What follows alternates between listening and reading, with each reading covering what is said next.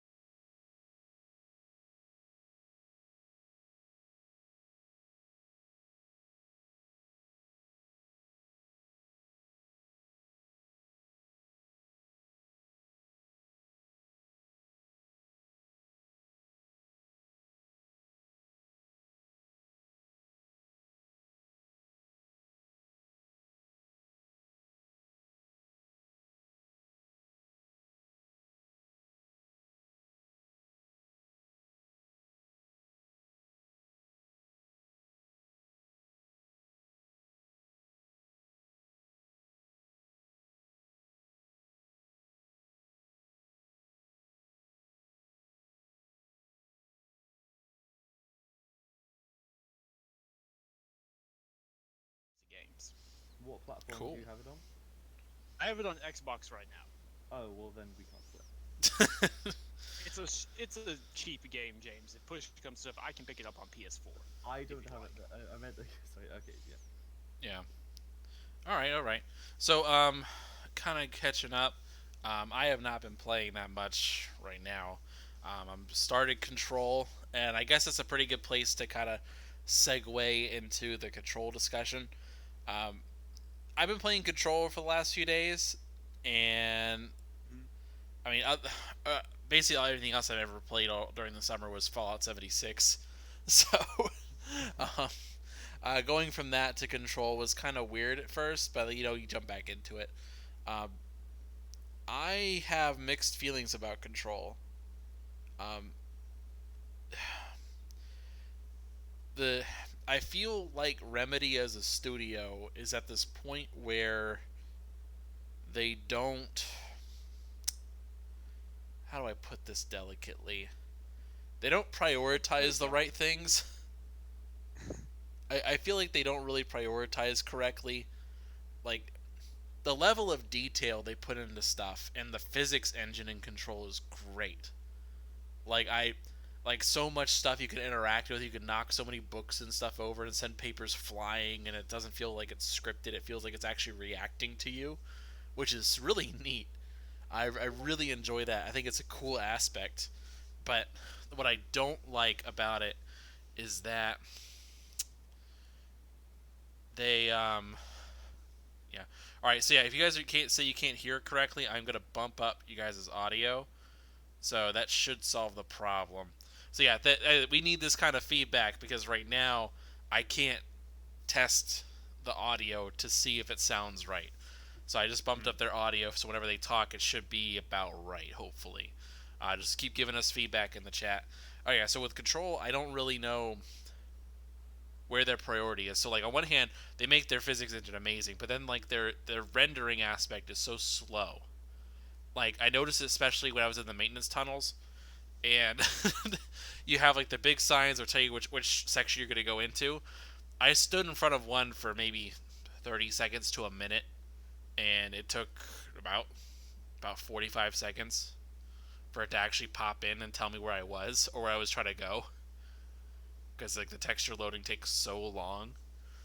And like yeah, there's some performance issues. Like if you pull up the map at all, goodbye frame Mhm. rate. Just goodbye. Not good. Um, just it's little priority stuff, and I don't know what it is necessarily. I think you said it best, Sam. We were talking a couple weeks ago. Is that this feels like it's a next gen game that they just slammed into this gen? Yes, yeah, in every way, because every complaint I have, well, okay, not every complaint, most of the complaints, 90% of my complaints about this game are technical issues. It's, oh my god, the map stutters every single time I close it, or oh my god, the map isn't rendering properly, or why is the frame rate dropping, or why did that texture not pop in? But there's a lot going on. It really does feel, I seriously like implemented basic ray tracing elements in the console version and stuff. Like it feels like a next gen game has been crushed and squeezed to fit on modern hardware Hmm. now. And to mixed results. I'm playing on Xbox One X, which is the best console version. Really, if you can play it on like a beefy PC, that's the best. That's the best experience right now. It's atrocious on PS4 and base Xbox One, from what I can tell. Really like those weird X-Files vibes it has going on, like the strange, eclectic. I'm trying to give an example without spoilers. Just everything weird. It's like weird stuff tucked away in every corner, weird writing, and I love that thing. Yeah. If I could put it one way, I'd say from Quantum Break, this is 3 steps forward, 2 steps back. Where they improved a lot of stuff. Like the combat is way better. The powers and stuff are just way cooler than what you can do. But at the same time, it feels like it regressed in a couple of areas. Hmm. Yeah, I get that. Um, I don't know, did any of you guys ever play Control other than Sam and I? No, I not yet. have it installed. I haven't started it yet. Yeah. Yeah, I don't know. The story, I'm not feeling the story. I basically said, all right, story's in the background. I'm just playing this for the gameplay right now. That's all I'm doing right now. I'm I think Quantum Break had better story pacing. Yeah. I felt like, see, my major problem is I feel like the motivation is not there yet, and maybe just because I'm not that far into it. I don't know, unless I am that far into it. I'm in the research sector now. Like, if Sam, do you know roughly how far I am into it then? What mission? Like, what was the most recent achievement for a mission you got? Um, Mission 6, maybe? Was it Mission 6? I Mission like 5? I just got to the research section. You're a little under to a little over halfway, depending on how much side stuff you do. Okay, gotcha. All right, I was trying to get an idea then, but like, I mean, it's There's a lot of side missions that open up later on. Like, you have several side missions you can do early on, then the middle is pretty much just all main story, and then towards the end, there's a ton of side missions. Yeah, Mhm. if that makes sense.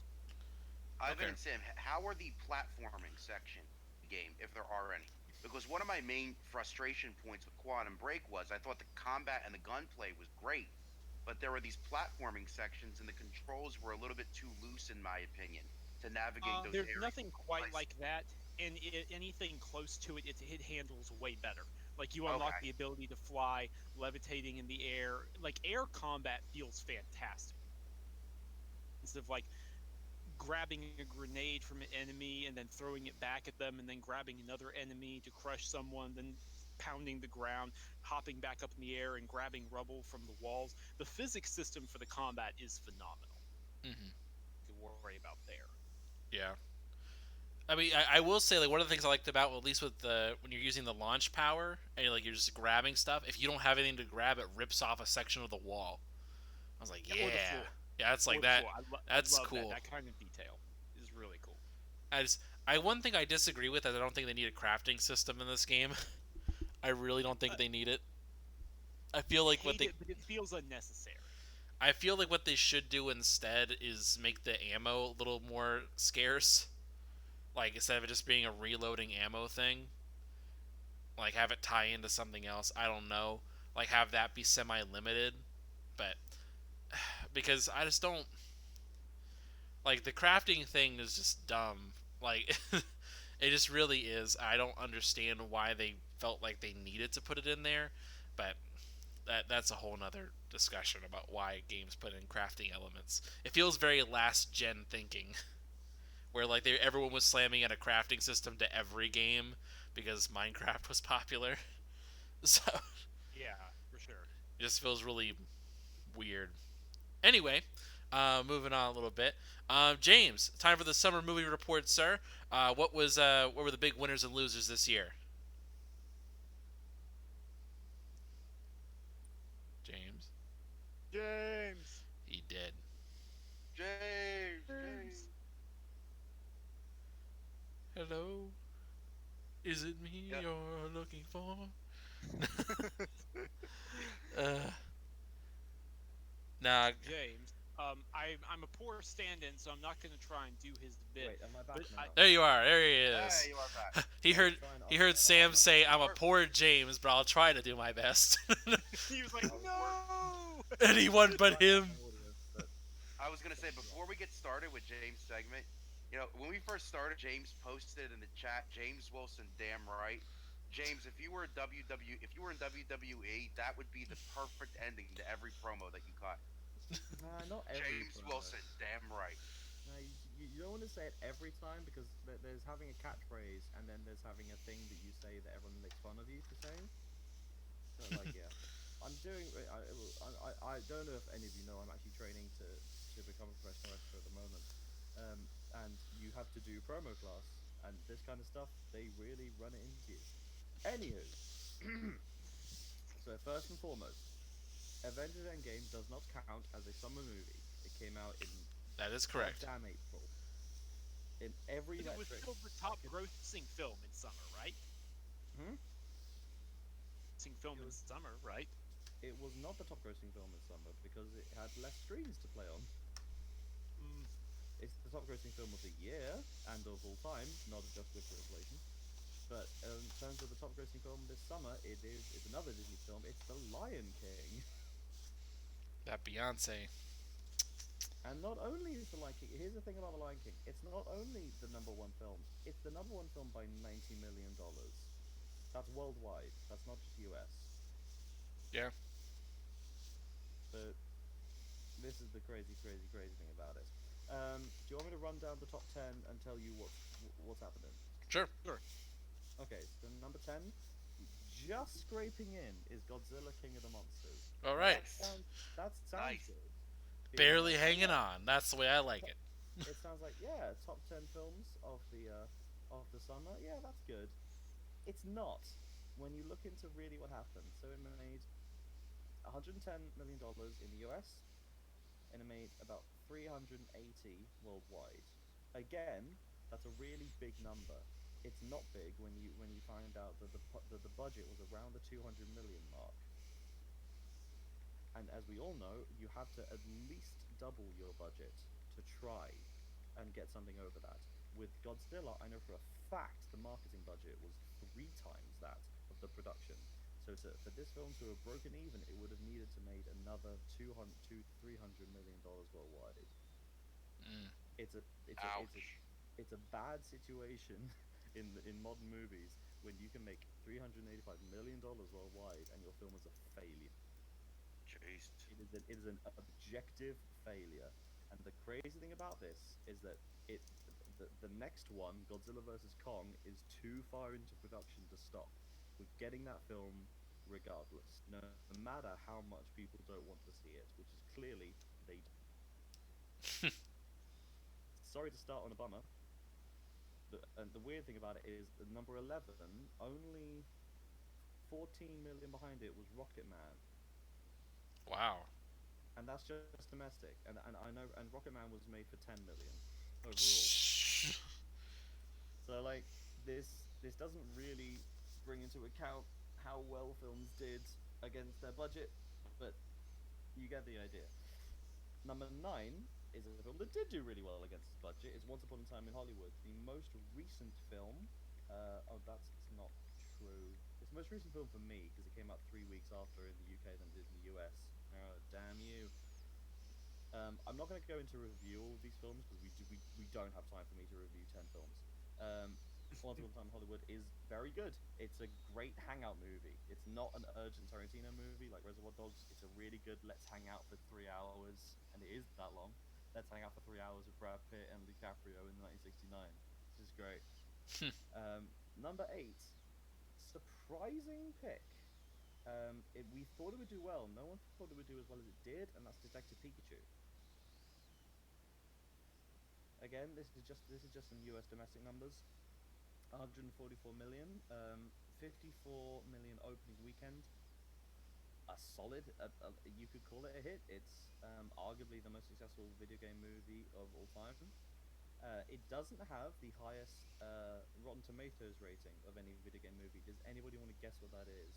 It Um, also came out this year. any video game movie. Yeah.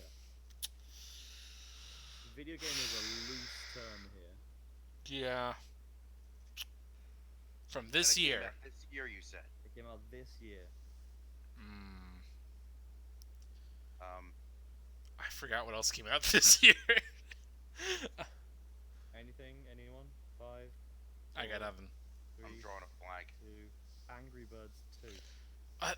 That came out, didn't it? I saw an It came ad out. for it the other day. I was like, I had no idea that was even out this year. Yeah. Angry Birds 2 is the highest on Rotten Tomatoes.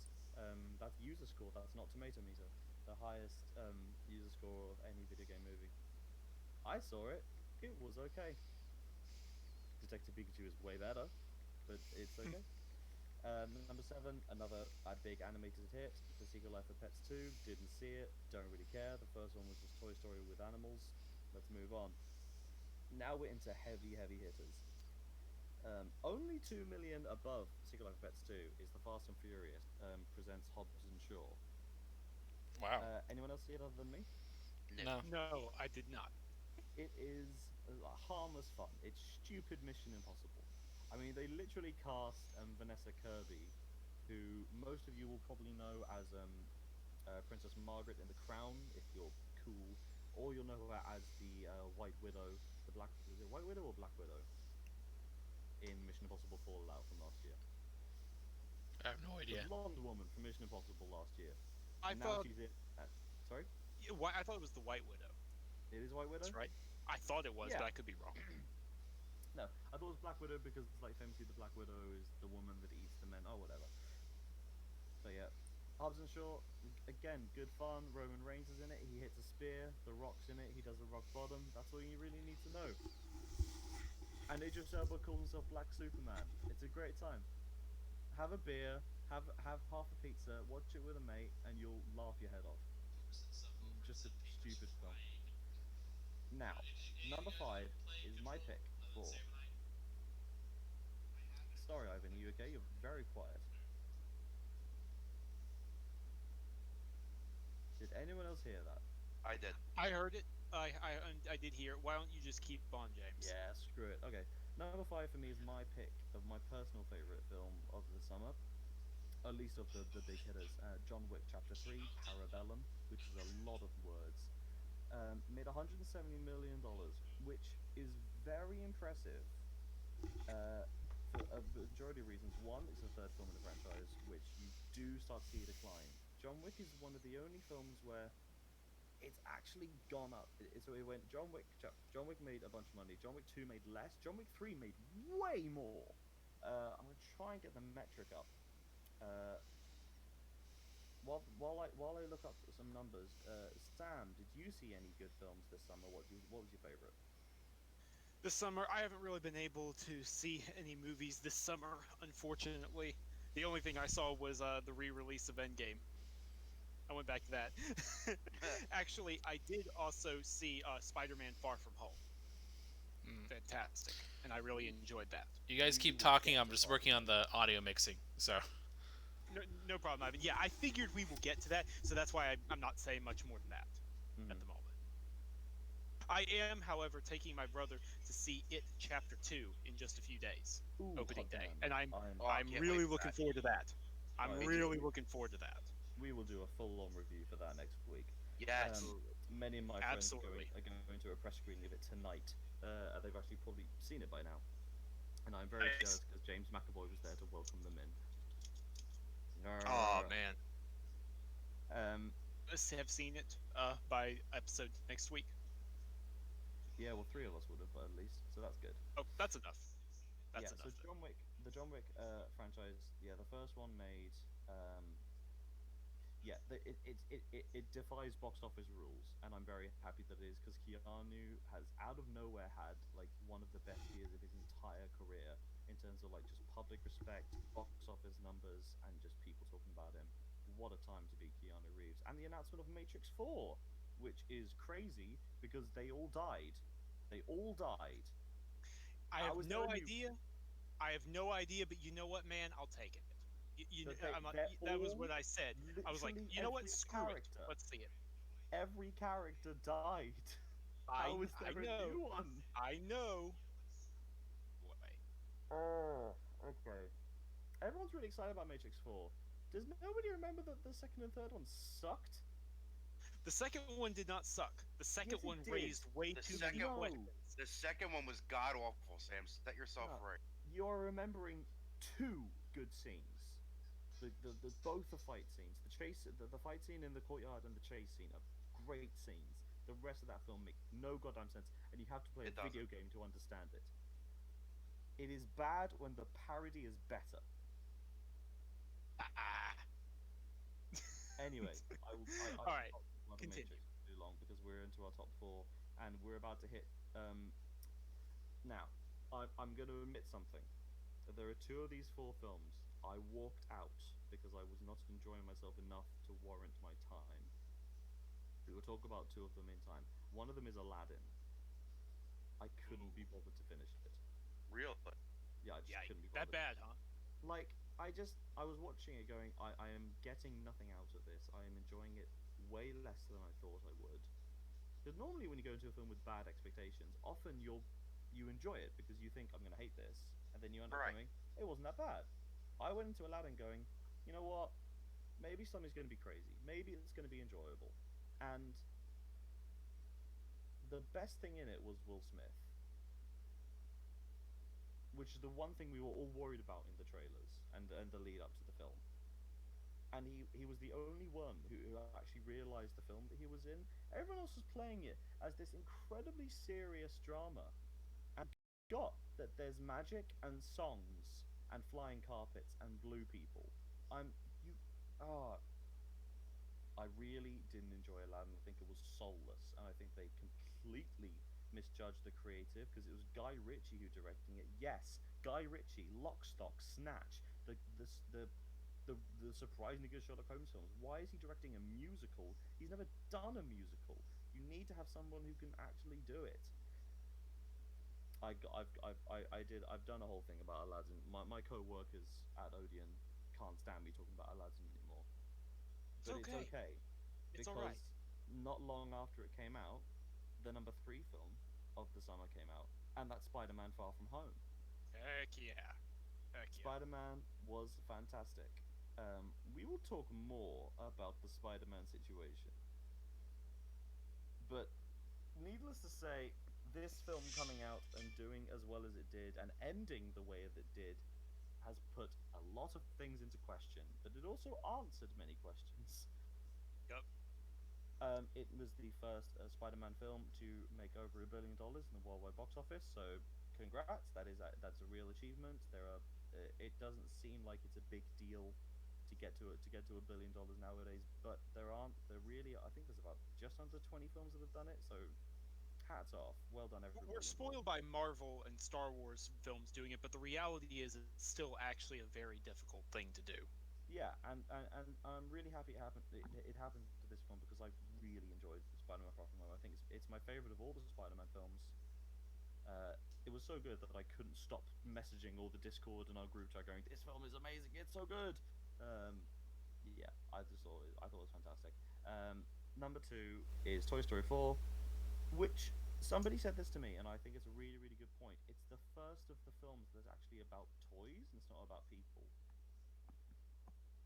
Like, yeah, like because the primary objective of all of them is it is fair enough. Let's get back to the people that we like and the people that need us. But the reality of Toy Story 4 is that these toys do have their own lives and wants and needs, and they realize that they don't 100% need one person, but they realize their own role in life is to help as many people as they can. So I like that. I really like that it's about the toys.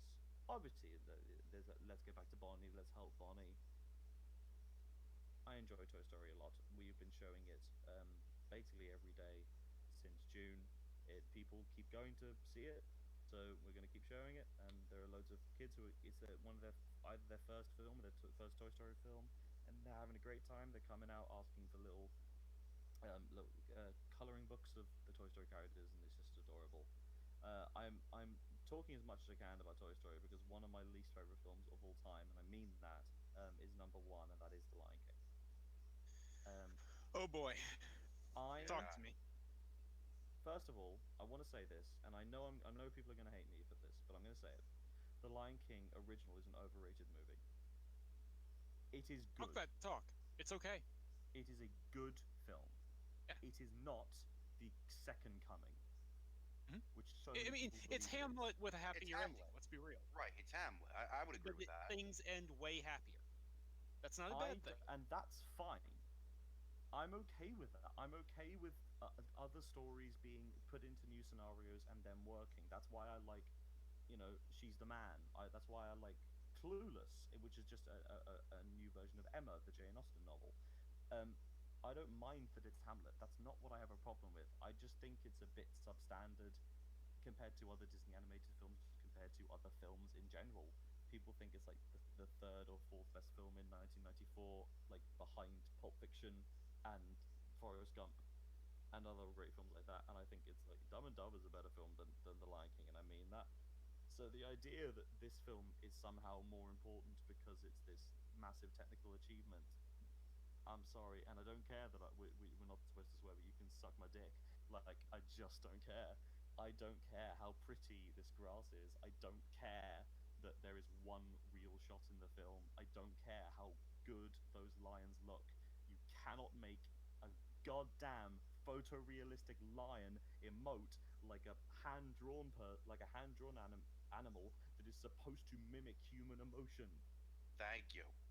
And, That and was the so problem. you're That was saying, a big problem from the And start. I with them. don't care that Beyonce's in it. If anything, I prefer that she wasn't.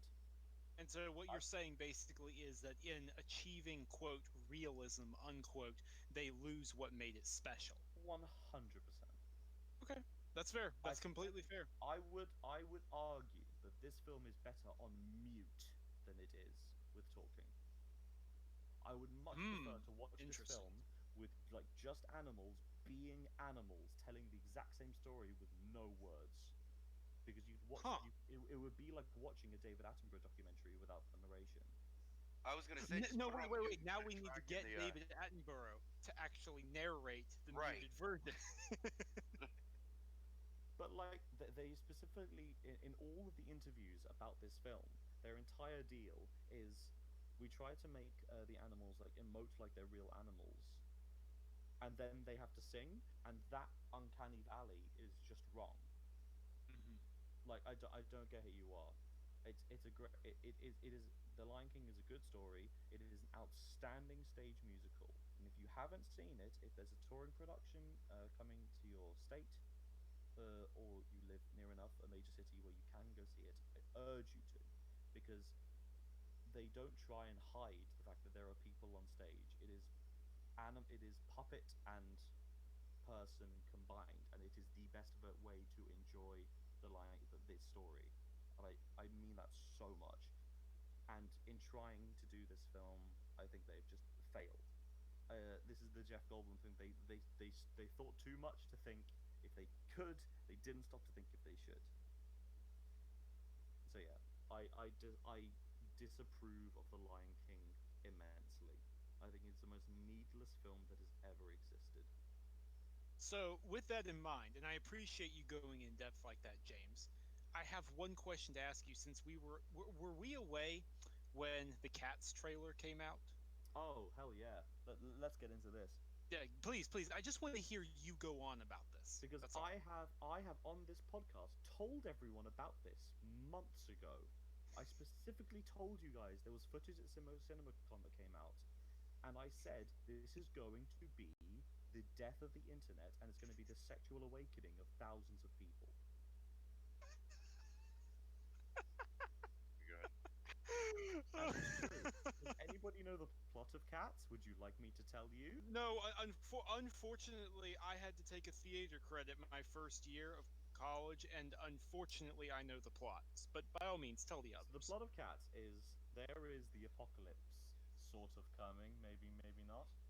And the Jellicle cats, which are all of these people here, I don't know all of the names, and don't make me try and name them because god damn it, they're all ridiculous. And one of them is going to die slash go to cat heaven slash be chosen, and the entire show is them introducing themselves, and then the show ends. That's it. Mhm. Nothing more. It is 2.5 hours of people going, "I'm from Bumbly, the frumpiest cat," and that's it. And now they're making a film with it, and I'm going to go see it. It's right up there with my most anticipated movies. I need to see this, and I think I'm at fault for thinking that, and they've succeeded. But I do believe that this is, in no other words, terrifying. And I know how terrifying it is because we've been showing it the trailers for it before Lion King in our cinema, and multiple times children have come out crying. That should be the goddamn core demographic. It should be people who are too young to know that this is terrible, and it is one of the most musicals ever written. And it should be people who love the musical no matter what. And neither of those people like what is happening. I think Cats is an abomination to cinema and an insult to life itself. However, Thank you. I am going the first showing. Thank you. Right, let's I get into appreciate some that. more news because because Comic Con happened and nobody expected Disney to do anything. Yeah, I'm going so to we go got this whole sh- nonsense. We gotta dive into this nonsense. I'm gonna Our first episode. through these announcements because Mhm. we're going to be here forever. So in chronological order of release date, let's go through the films that Marvel have announced. Finally, Mhm. they announced a Black Widow movie. Fantastic. It's going to be set in the past. We don't know exactly when. We don't know if it's going to feature exactly what happened in Budapest or just something happening in that city. Um, Taskmaster is the official villain, going to be played by David Harbour. He had a brilliant answer when somebody asked him, "Are you excited to be joining the Marvel Universe?" And he went, "Fuck yes! Are you kidding me?" Florence Pugh, who's a fantastic English actress. You will know her as Paige from Finding My Family.